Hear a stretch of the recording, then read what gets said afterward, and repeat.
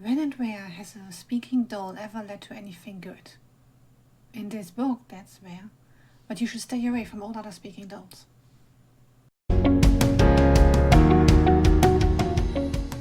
Hey guys, welcome back to my channel. I'm Kat, and today I would like to talk about Tristan Strong Punches a Hole in the Sky by Kwame Mbalia. Pronounced incorrectly again, I'm pretty sure. Well, sorry.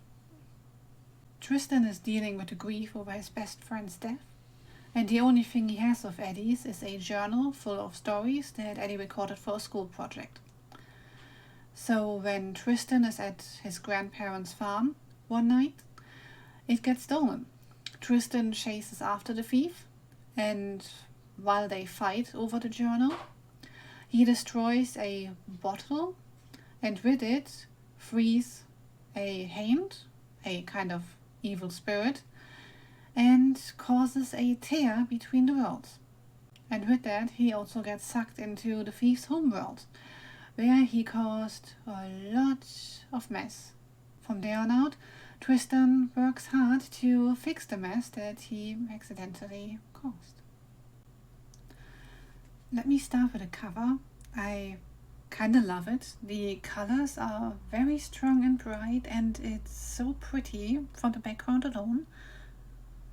I think Tristan is really well depicted, and the guy behind him is John Henry. I'm not so sure about that, because in the book he's described as huge, like a giant almost compared to Tristan, and while Tristan is said to be very tall, this guy just looks like a normal bloke and not like the giant I imagined while reading the story.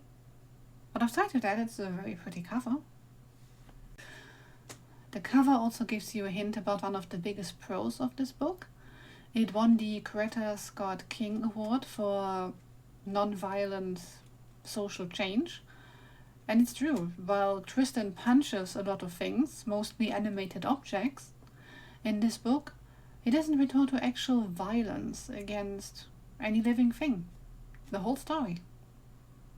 It's a nice change, if after you've read too much grim dark fantasy and stuff. The cons? It seems like a pretty long book, which makes me think that somewhere the pacing was just a bit off. It's not like you spend a lot of time in any one place or that characters don't get to react to things, and yet I found the story dragged a bit at points for me.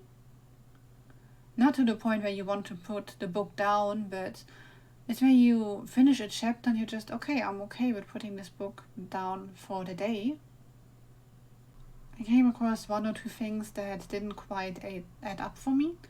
So when Tristan and the others cross to the thicket for the first time, Brer Fox is carrying a bundle, which later turns out is Chestnut, a little rabbit who aspires to be a spy for Brer Rabbit. So when you first meet her, she gets carried around as if she was not able to do her own walking or cross by herself. But then 1 or 2 days later, when they set out to fix the mess that Tristan accidentally caused, she comes along as part of the group, where she's a fully fledged member all of a sudden. So 2 days ago you couldn't travel by yourself, and now you join the heroes in this fight. That just didn't add up for me. And then a relative con, and this is my personal pet thief, Gum Baby. Well, she's a doll. That's all I needed to know, and I would stay away already. So I'll put a picture of what she's depicted like on the website. And then what she's described as in the book is: the doll looked homemade, like someone had carved it out of wood, painted it a dark molasses brown that hadn't quite dried yet, drawn 2 black dots for eyes, and glued curly black wool on its head and 2 afro puffs.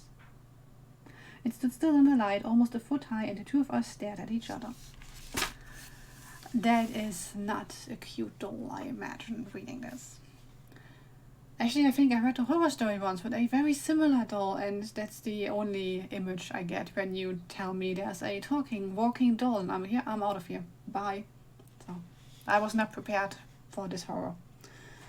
She kind of grows on you over the course of the story, although it's like a double-edged character, if you will.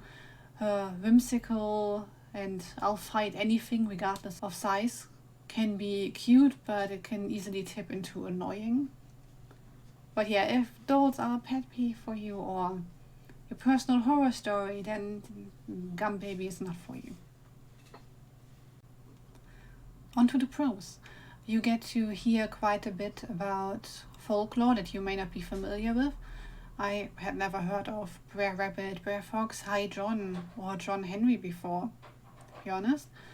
So you get a bit of backstory whenever they show up, even though Tristan knows them from the stories he recorded with Eddie in this journal already. But he still somewhat explains most of them, so they make sense to reader as well.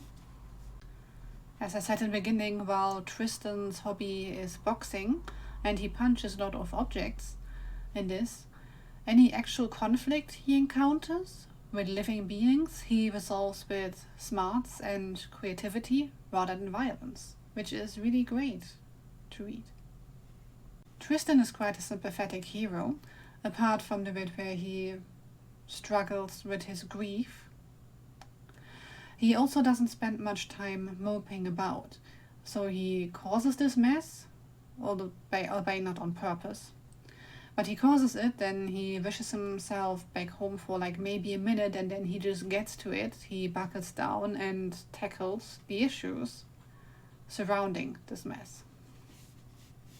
I also think for somebody who says he's scared of heights, apart from a lot of screaming when he is at a certain height, he handles his fear pretty damn well. I would not handle my fear of dolls or cockroaches or other things as well as he does his fear of heights. You won't find any sex, bad language, or actual violence in this. I think his preferred curse word is sweet peaches instead.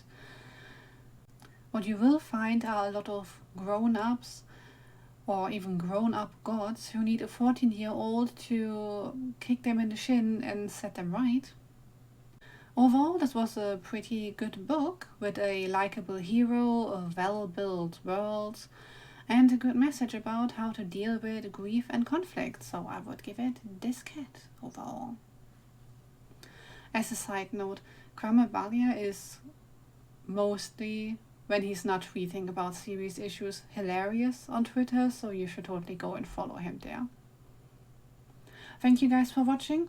I'll be back next week with another video. Bye guys!